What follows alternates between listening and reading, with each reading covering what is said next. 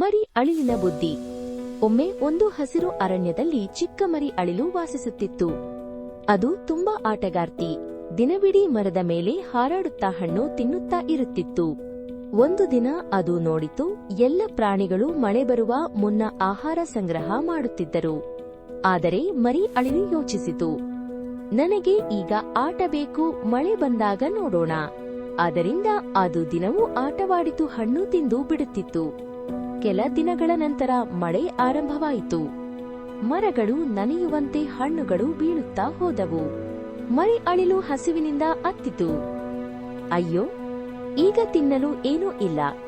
ಅದಕ್ಕೆ ಹತ್ತಿರದ ಹಳೆಯ ಅಳಿಲು ಅಜ್ಜಿ ಹೇಳಿತು, ಮರಿ ಆಟ ಚೆನ್ನಾಗಿದೆಯಾದರೆ ಬುದ್ಧಿಯೂ ಬೇಕು. ಕೆಲಸ ಮಾಡಿದರೆ ಆಟ ಇನ್ನೂ ಸಿಹಿಯಾಗುತ್ತದೆ.